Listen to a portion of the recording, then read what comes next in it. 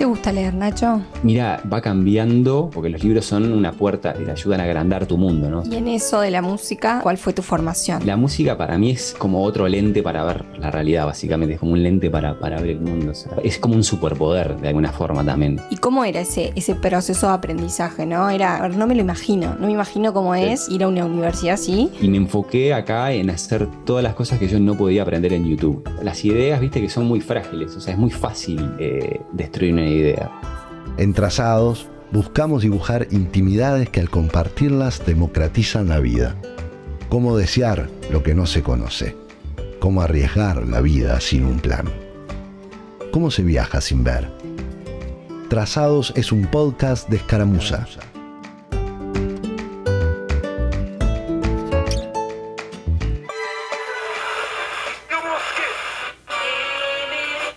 No sé qué le diremos a los niños del futuro sobre cómo aprendíamos en estos tiempos. No sé qué pensarán de nosotros quienes nos recuerden en blanco y negro. Aprender en la era del conocimiento es un desafío agotador y hay optimistas que encuentran belleza en él. Nacho revaloriza la entrega, percibe motivaciones propias y acompaña sueños colectivos. En la diversidad cultural, en el encuentro intergeneracional, se replantea las formas sociales y hace arte de su trazado. Su dibujo vino en forma de pentagrama. Los hitos, las marcas, son notas de una pieza, de lugares, de sabores, de banderas y colores que hacen a la vida de un nómada del aprendizaje. Nacho, bienvenido a Trazados. Muchas gracias. La idea un poco es, como te contaba, poder armar como tu historia, ¿sí? Y poder contar experiencias de aprendizaje que hayan sido significativas para vos, ¿sí? ¿Cómo describirías tu experiencia educativa, sí? Mirá, mi experiencia educativa yo creo que tiene, como le pasará a muchas personas, tiene ámbitos más formales y después tiene otros que son más, digamos, experimentales, que tienen que ver con las oportunidades que te va presentando la vida y que vas conociendo gente, situaciones en las que terminas que nunca las esperabas y de las que terminas aprendiendo mucho más de lo que a veces en un ámbito formal uno puede aspirar.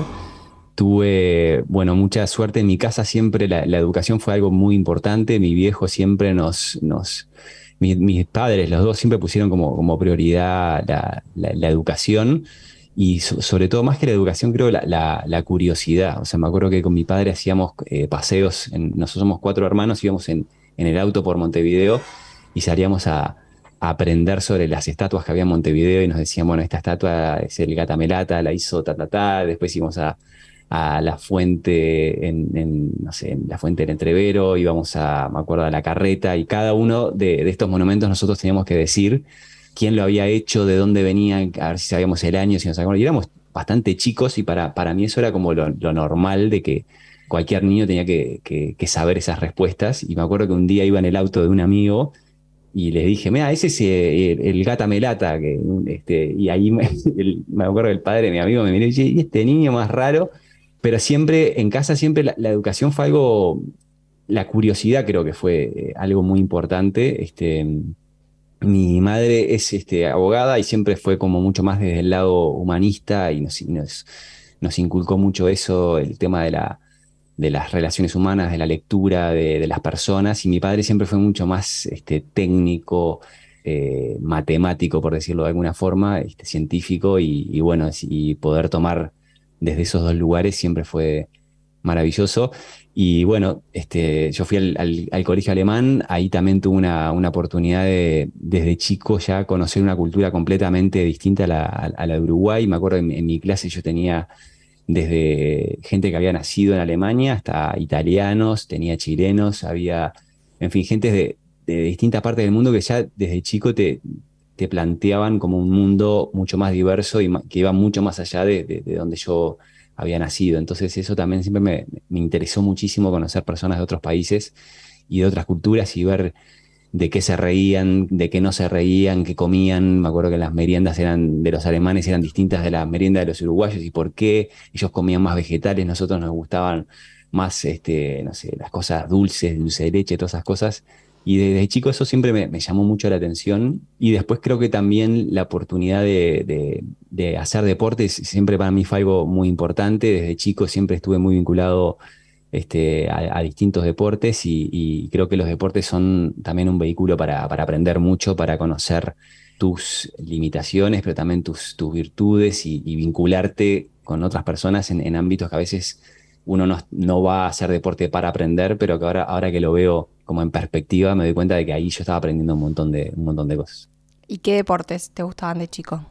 Y bueno, desde chico jugué, bueno, obviamente al fútbol, pero eso más que nada, bueno, me acuerdo, jugué en un cuadro que se llamaba La Escalinata, que creo que sigue Existe existiendo. todavía, sí. Jugaba de arquero, me acuerdo ahí. Siempre estuve medio en el arco, en la defensa. Nunca fui muy habilidoso así, pero siempre el arco me fascinó. Ver el partido de atrás y ver un poco como el partido casi como un escenario, siempre me pareció muy interesante. Después también jugué muchos años al rugby en el colegio alemán y después en un club que en ese momento se llamaba Pucarú, ahora es PSG. Y el rugby creo que también es un deporte donde uno aprende mucho del trabajo en equipo, de las personas, de las limitaciones que a veces uno se pone y que son mucho más a veces mentales que reales. Y bueno, tratar de trabajar y desafiar esos límites, aprendí mucho.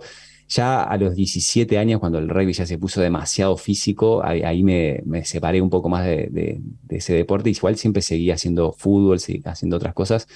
Pero el rugby creo que ha sido de todos los deportes que hice donde yo aprendí más cosas por fuera del deporte en sí. Y donde me hice muchísimos amigos que hasta el día de hoy sigo compartiendo cosas y nos seguimos acordando de cosas que vivimos jugando al rugby. Vos hablabas esto de, bueno, tuve una educación formal que estuvo muy impregnada por lo multicultural, como de experiencias bastante marcadas en relación a otras formaciones que no tenían que ver, bueno, con lo estrictamente de los aprendizajes formales, ¿no? Pero ¿qué hitos o personas recordás de ese momento? ¿Sí? Más allá de esos recuerdos que nos quedan, personas o referentes de esos momentos de la infancia donde vos también traes esto de, bueno, la curiosidad siempre fue importante. Bueno, ¿qué personas te animaban, además de tus padres, a ir hacia otros lugares?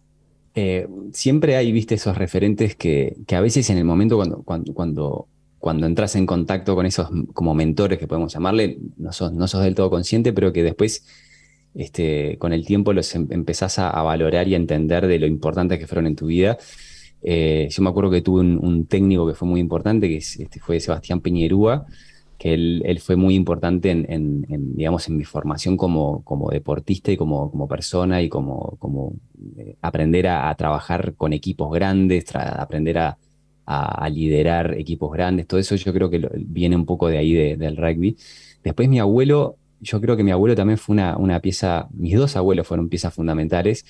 Mi abuelo paterno, más parecido a mi padre, muy científico, muy frío, digamos, como muy, no sé si frío es la palabra, como que en realidad él te transmitía ese cariño, pero no te lo transmitía de repente desde un abrazo, desde un te quiero, sino que te lo transmitía contándote la anécdota de cómo se descubrió la penicilina o como desde otros lugares que después, años después, vos te das cuenta que eso era una forma también de transmitir, digamos, afecto y etcétera. Y después de parte materna, también mi abuelo Tatita también fue alguien que yo compartí poco tiempo con él porque él se murió cuando yo era muy chico, pero sí es alguien que yo recuerdo como una persona fascinante que quería pasar la mayor parte del tiempo con él y que aprendías cosas que son muy intangibles, que están, a veces uno no recuerda las cosas que te dijeron, pero sí cómo te hicieron sentir las personas. Y creo que con Tatita porque era muy chico cuando él se fue, y creo que de las cosas que me llevé fue eso, como la profundidad que pueden tener las personas, la riqueza que pueden tener las personas. Y bueno, hasta el día de hoy siempre me acuerdo de él. Y en eso de las riquezas que pueden tener las personas o pueden llegar a tener, ¿cómo lo reflejaste después en tu actividad? ¿Sí? Creo que hay algo de eso, ¿no? Sí, porque creo que siempre todas las personas son un mundo, realmente. O sea, hay tantas cosas detrás de las personas que a veces es muy fácil juzgar y decir, bueno, esta persona tiene mal humor o esta persona lo que sea, y a veces incluso proyectamos cosas nuestras en las demás personas. Y al final ahí lo que nos está pasando es que no estamos logrando escuchar y descubrir qué es lo que hay detrás de esa fachada, que puede ser ese mal humor o lo que sea, que que no querramos a veces aceptar. Y yo creo que mi abuelo Tatita era una persona que leía muy rápido y muy bien a las personas y lograba entrarle a las personas, que eso es algo que a veces es difícil en una comunicación como la que vivimos hoy, que es muy acelerada, muy rápida, y se privilegia la rapidez versus digamos, la profundidad. Entonces creo que mi abuelo Tatita era un maestro en eso, en conectar con las personas, y es algo que a mí me fascina siempre, tratar de bajar un poco la pelota y de ver qué es lo que hay detrás de esas fachadas, que eso es muy importante obviamente para, digamos, para conocerte a ti mismo, también para a la hora de crear. O sea, vos no podés quedarte en esa primera impresión, y cuando vos estás escribiendo música o escribiendo cualquier cosa que estés creando, siempre es encontrar esas segundas, terceras, quintas lecturas. Es algo que me apasiona, siempre me fascinó. ¿Qué te gusta leer, Nacho? Mira, va cambiando. Te diría que cuando empecé seriamente con la lectura o apasionadamente con la lectura, realmente creo que fue en la universidad. Yo ahí tuve un profesor que se llamaba José Antonio Pérez Aguirre, que marcó toda una generación de periodistas en Uruguay. Yo tuve la suerte de estudiar con él y de enamorarme así de los libros a todo nivel, desde lo físico, las editoriales, los olores, etcétera, hasta bueno, obviamente las historias, porque los libros son una puerta, te ayudan a agrandar tu mundo, ¿no? O sea, a veces uno está en Montevideo metido en una oficina, no sé dónde, pero a partir de un libro te vas a Medio Oriente, o te vas a una época, o te vas a un lugar que ni siquiera existe. Entonces, descubrir eso en los libros es fascinante. A mí me gusta, al igual que en la música, me gustan los libros que te hacen pensar, pero también me gusta a veces los libros que te hacen sentir y los libros que te hacen bailar de alguna forma. O sea, me gusta combinar un poco esas cosas. Creo que hay momentos para todo. Siempre, personalmente, siempre gravito un poco más hacia lo, digamos, a esos libros que me hacen pensar y que me hacen, digamos, dar vueltas, pero también reconozco, especialmente en la música, que estas otras dimensiones también son importantes. O sea, que a veces está bueno también aprender a bailar y a dejar sentir, que no todo sea tan cerebral. Pero en el último tiempo he leído muchas cosas de Byung-Chul Han, que es un autor que me interesa muchísimo, la visión que él tiene del hombre contemporáneo, digamos, de alguna forma. El último que leí es uno que se llama No Cosas, que habla un poco de la desmaterialización en la que estamos inmersos, donde todo es digital, y la importancia a veces del espectro material para darle una continuidad narrativa a quienes somos. Él habla mucho de que hoy en día no accedemos al mundo desde las manos, sino que accedemos al mundo desde los dedos, desde lo digital. Por eso ya no sabemos hacer nada con nuestras manos. O sea, me acuerdo de nuestros padres, de nuestros abuelos sabían hacer cosas con las manos, sabían cocinar, sabían arreglar un auto, sabían inventar cosas, y nosotros ya hoy solamente lo que sabemos realmente es elegir, y muchas veces ni siquiera somos nosotros los que estamos eligiendo. Hay otras capas intermedias que están, digamos, eligiendo por nosotros. Y nosotros, como lo dice Byung-Chul Han, somos como los grandes señores feudales del día de hoy. Son básicamente las grandes tecnológicas, donde nosotros estamos labrando la tierra entregando nuestros datos. Después me fascina mucho un autor que se llama Alessandro Barico, que también tiene unos ensayos brutales. Los Bárbaros y The Game son dos ensayos que me fascinaron, que de hecho esos libros los compré en Escaramuza. Yo me he traído muchos libros de Escaramuza para acá, pero también tiene novelas alucinantes. Todo el tiempo estoy leyendo, investigando, aprendiendo. Es una cosa maravillosa. Entonces, palabras para bailar, palabras para sentir. ¿Querés compartirnos algo? Mira, justo cuando pensaba un poquito en esta charla de hoy, se me había ocurrido un libro que es de Juan José Millás, que se llama El Mundo, que es un poco. Él trabaja mucho sobre la ficción sobre sí mismo, y a veces, viste, que no sabes hasta dónde es una ficción o es una autobiografía, pero habla de una cosa que me interesó muchísimo, que es la literatura como un mecanismo para curarse a sí mismo. Y la literatura en realidad es el arte, y la creación, es como un mecanismo para curarnos a nosotros mismos. Entonces él acá está hablando un poco de del taller que tenía su padre, que su padre era alguien que tenía un montón de elementos de electrónica y aparatos y cuestiones que todo el tiempo se pasaba reparando, inventando y creando. Y una de esas era un bisturí eléctrico. Y la característica del bisturí eléctrico es que cauteriza la herida al mismo tiempo que la infringe. Entonces, él hablaba, en este párrafo habla un poquito de la relación entre el bisturí eléctrico y la literatura. Dice, cuando escribo a mano sobre un cuaderno como ahora, creo que me parezco un poco a mi padre en el acto de probar el bisturí eléctrico, pues la escritura abre y cauteriza al mismo tiempo las heridas. Y eso es algo que creo que es una de las cosas que me fascina a mí de la literatura barra la escritura, que creo que, bueno, obviamente para escribir bien tenés que ser un buen lector y creo que la literatura es también una búsqueda muy personal, muy interior, que te ayuda a agrandar ese mundo. Y una cosa que dice por acá que también me interesó mucho es que una de las formas más comunes de negar la muerte de una persona consistía en convertirse en ella. Y en este libro él hace todo un análisis de cómo, bueno, es casi que un ensayo, una forma de ver el concepto de la perspectiva a la hora de contar historias. O sea, una gran parte de este libro está contada desde un sótano, desde donde él veía el mundo, básicamente. Y bueno, se lo súper recomiendo, Juan José Millás. El mundo se llama este libro. Gracias.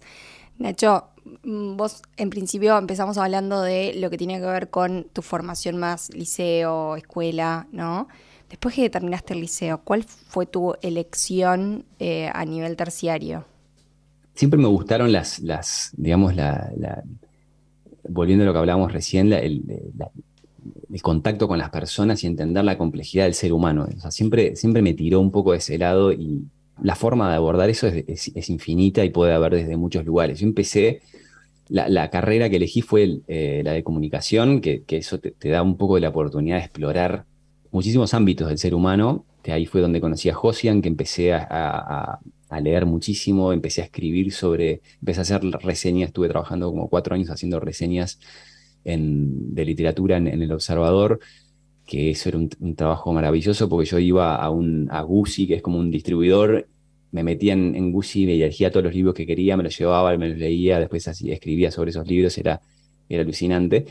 Pero en paralelo siempre estuvo la música, entonces iban un poco como en caminos paralelos y que hasta recién ahora los estoy un poco como conectando. Años después como que logré como conectar un poco esas dos puntas que son la música y digamos, la capacidad de contar historias, porque eso era realmente lo que yo fui a buscar a la facultad de periodismo.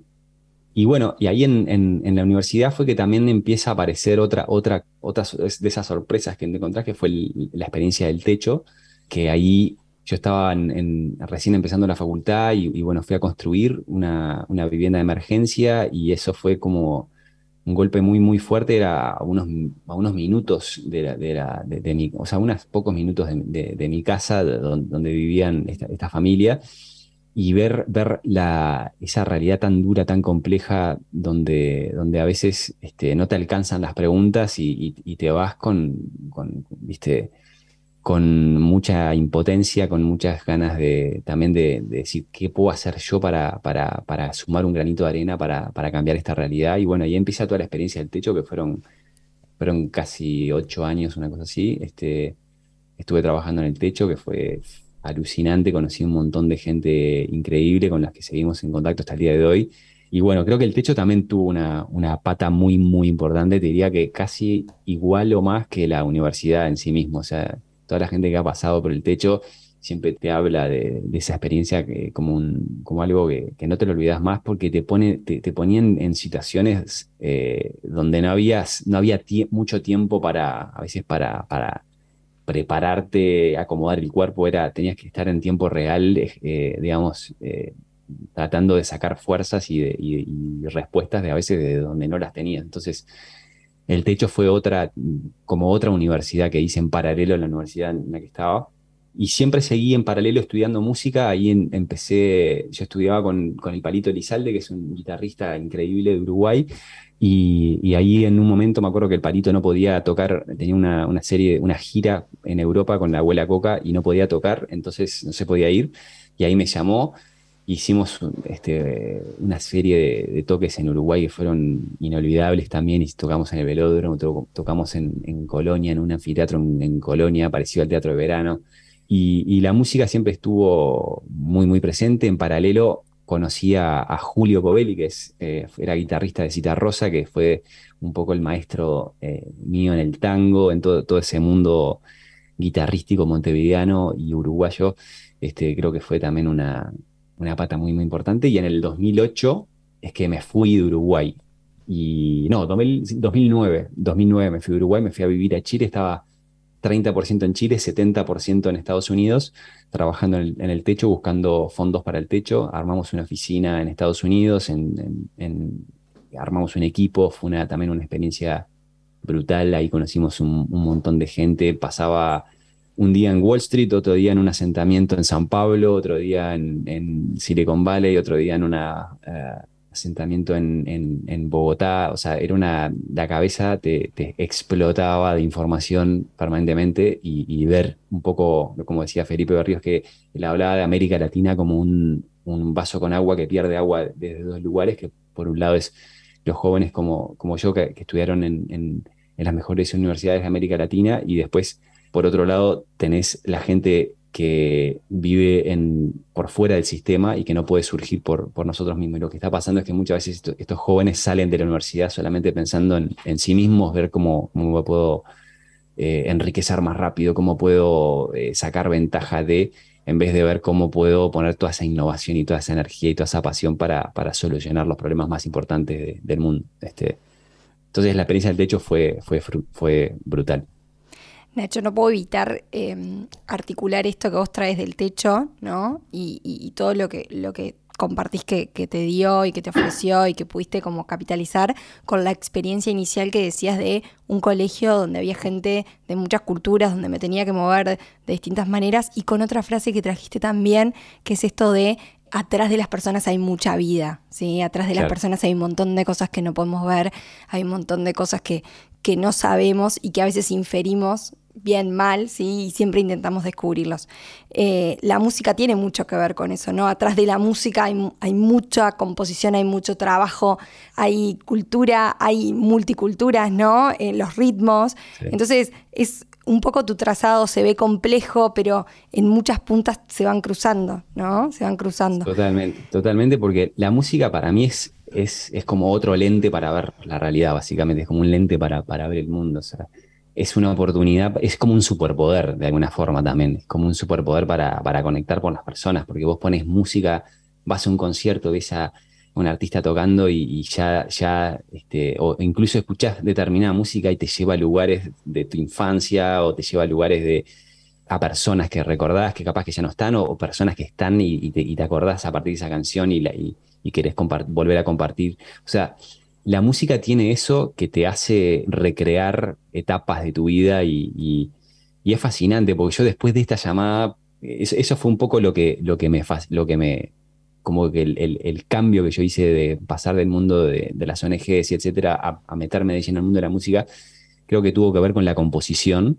Cuando yo descubrí el fascinante mundo de la composición, que vos termino esta llamada y me puedo ir a escribir una canción y componerla y está lista. O sea, eso para mí fue como un camino de ida, básicamente, cuando descubrí eso, que hasta ese momento la música para mí era tocar lo que otros hacían. Entonces, qué fascinante también. Hay gente que se dedica a ser intérprete y está buenísimo, pero cuando descubrí que podía, digamos, conectar un poco ese mundo de la creatividad que ya venía como de la literatura, de la universidad, etcétera, con el mundo de las notas, de los sonidos, fue alucinante. Y eso fue en Montevideo antes de irme. O sea, yo estuve, el 2012 más o menos, estuve entre Montevideo y Estados Unidos, y en ese momento es que en Uruguay todavía no había como una escuela de música popular. Después, años después, se abrió como una escuela de música, y ahí yo como que entre comillas, me inventé una escuela propia donde iba a clases con 4 o 5 profes, con uno,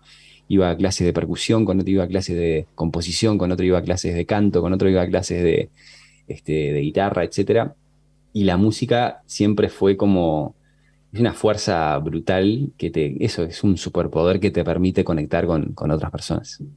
Y en eso de la música, ¿cuál fue tu formación? ¿Te inventaste una universidad? ¿Te inventaste tu formación? Que también lo conecto mucho con esto de lo que contabas del techo, donde, bueno, teníamos que resolver. Con lo que había que resolver, ¿no? Exacto. Entonces vos identificaste una necesidad y fuiste a buscarla. Y de ahí a donde estás ahora. ¿Te animas a contar dónde estás ahora? Bueno, ¿Cómo fue? eso fue muy raro porque es como todo cuando vos estás empezando. Las ideas, viste, que son muy frágiles. O sea, es muy fácil destruir una idea. O sea, de hecho, es lo más fácil que hay es destruir una idea. Y hay que tener mucho cuidado, tanto con cuando alguien te presenta una idea, como cuando vos estás creando algo de cero que todavía está, digamos, en pañales de alguna forma. Pero yo tuve la suerte de que conocí a un profe que se llama Gustavo Casenave, que vive en Nueva York, pero que en ese momento él estaba en Montevideo por un tema familiar, y empecé a estudiar composición con él, y él fue un poco el que me dijo, que me dio, viste, esa persona que te da toda la confianza, toda la energía, toda la persona exacta en el momento exacto que te dice, dale para adelante y seguí con esto, y fue un poco creyéndole a él más que creyéndome a mí, en que podía hacer eso que era escribir música, básicamente, eso era lo que yo quería hacer. Y bueno, empecé a ir a clases con él y empecé a escribir, no sé, 3, 4 temas por semana. Así, o sea, cada clase que iba con él se le llevaba 3, 4 temas nuevos, y yo hasta ese momento no sabía escribir música. O sea, tocaba algo, lo grababa, y después me pasaba como no sé cuánto tiempo tratando de escribirlo en el papel. Después fui aprendiendo de a poquito cómo se escribía, pero no sabía tampoco leer muy bien música, era todo como muy, viste, me costaba mucho todo eso, y después vas agarrando, viste, una vez que vas aprendiendo eso, lo vas armando. Y él me dijo, bueno, pero ¿qué vas a hacer con toda esta música? Tenés que grabar algo, antes de irte de Uruguay tenés que grabar. Y así fue que llamé a Nacho Mateu y a Martín Ibarburu, que eran 2 músicos que yo dije, para, estos tipos no me van a dar pelota.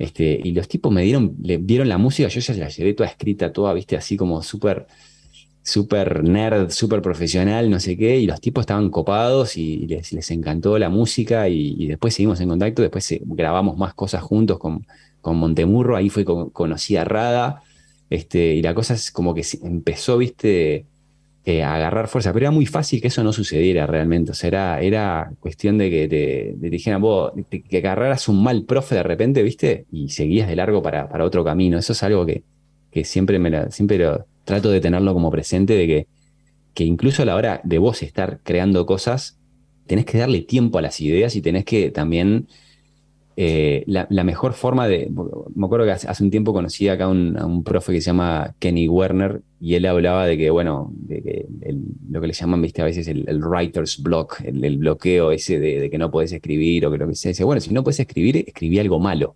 La mejor forma de empezar a escribir es escribir algo malo. Escribí cualquier cosa, lo que sea, escribir, o poné una nota en el papel, y a partir de eso empezás a escribir. O sea, y creo que haber empezado a escribir mi música, y tener la suerte, obviamente, de que después llegás no sé, un tipo como Martín Ibarburu. Yo había escuchado toda la vida, viste, las bandas de él, de Pepe González, de San Cuocay, la banda de Jaime. O sea, para mí era un shock poder tocar con esos tipos, viste, y ahí empezás a agarrar confianza, y después es seguir, con el martillo todos los días, escribiendo sin parar, ¿viste? Y cuando te fuiste a Estados Unidos, ¿empezaste a formarte en dónde? Yo apliqué a una universidad acá en Boston que se llama Berklee College of Music, y me aceptaron, cosa que no estaba en mis planes realmente. O sea, era, bueno, vamos a ver. Hasta ahora nada estaba en tus planes, te aviso. Todo lo que venís contando, no había plan. O sea, Confesalo, no hay control.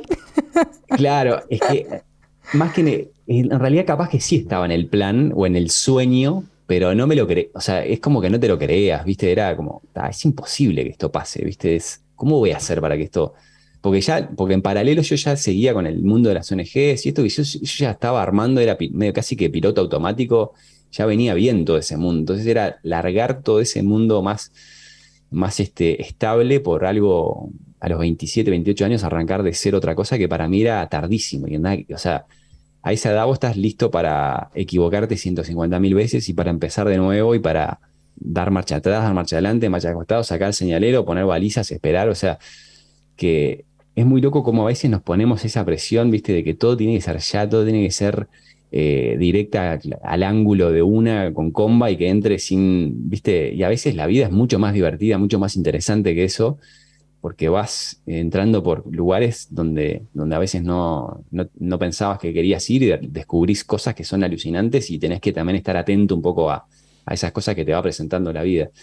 Y bueno, apliqué a Berkeley, me aceptaron en Berkeley y fue una locura eso, porque venirse para Berkeley fue como ir a Disney, básicamente, como estar todo el día con Pluto, Mickey, Pato Donald, todo el día, porque acá tenés una cantidad de gente así de todas partes del mundo, que escriben, que tocan, que leen, que unos hacen música para videojuegos, otros hacen música para cine, otros hacen música electrónica, otros son compositores, otros son instrumentistas. Entonces es un entorno donde está todo hecho para que vos puedas desarrollar lo que vos quieras desarrollar, básicamente. Entonces, venir para acá fue una experiencia brutal en ese sentido, porque de un día para otro en Montevideo yo, viste, no hay tantos músicos y yo no estaba tampoco tan conectado en el mundo de la música en Montevideo.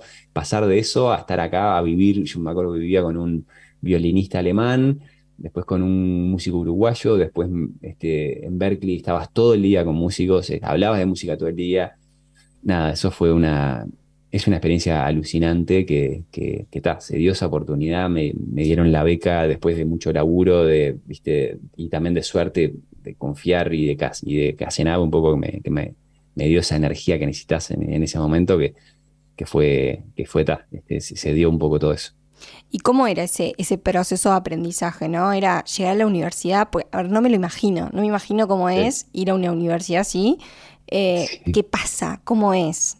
Claro, lo que pasa es que vos llegás y te encontrás con gente que está desde los 3 años metida en un practice room tocando 8, 10, 12, 14 horas por día y son, viste, mega cracks en esa área específica de la música. Lo que pasa es que la música es mucho más amplia que la música, digamos, que ser instrumentista. Entonces de repente hay alguien que es muy bueno en eso, pero después hay otro que de repente es muy bueno con la tecnología.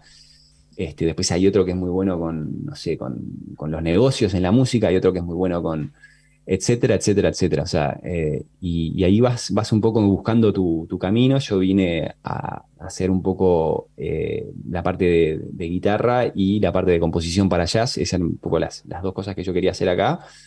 Y me enfoqué acá en hacer todas las cosas que yo no podía aprender en YouTube. O sea, porque básicamente hoy la mayoría de las cosas están en YouTube y ahora más todavía que en el 2013, que fue cuando yo entré a Berkeley. Entonces yo lo que quería era entrar en contacto con esos profes que después, si no es en Berkeley, es más difícil a veces acceder a esa data, a esa información. Y bueno, y obviamente al principio siempre era el peor de la clase, siempre era, viste, la vas remando, y después a poquito vas agarrando un poco de confianza. Hice lo mismo que hice en Uruguay, empecé a armar mis ensambles, mis grupos, empecé a llamar músicos. Un día un profe me dijo, che, ¿y no tenés algo me gustaría tocar algo de tu música? Y así fue que se fue un poco armando. Conocí a John Patitucci, que es un bajista así increíble. Pude grabar con él, después logré que trajeran a Rada a Berkeley, vino Rada para Berkeley, éramos una banda. Después conocí también a un tipo que se llama Omar Hakim, que es baterista de Madonna, de Sting, ¿cómo es? De Weather Report también, y la distancia entre eso y tocar en Montevideo no era distinta. Lo que pasa que a veces estando en esos lugares, entras en contacto con esas personas y bueno, si vos tenés algo que a ellos les pueda interesar, siempre las puertas de los músicos van a estar abiertas. Entonces, creo que fue un poco animarse, volviendo a lo del techo, no pedir permiso. Acá no tenías que entrar medio así bajo perfil, tenías que ir ya con todo bien armado, todo listo. Y bueno, Berkeley fue una experiencia en ese sentido brutal. Y cuando terminé Berkeley, me contrataron en Univision, y ahí armé un laboratorio de música, de innovación y música, que básicamente hacíamos contenido digital para Univision. Hicimos, entre otras cosas, hicimos un concierto en la frontera entre México y Estados Unidos 2 semanas antes de las elecciones, y ahí armamos una banda con gente de Berkeley. Llamé a todos mis amigos de Berkeley para que tocaran con Alejandro Sanz, fueran la house band de Alejandro Sanz. Estuvo Drexler, estuvo Carlos Vives, estuvo Julieta Venegas, estuvo René Pérez de Calle 13. O sea, eso fue una locura, locura, locura. Eso fue en San Diego, en la frontera entre México y Estados Unidos, que fue nada, inolvidable también.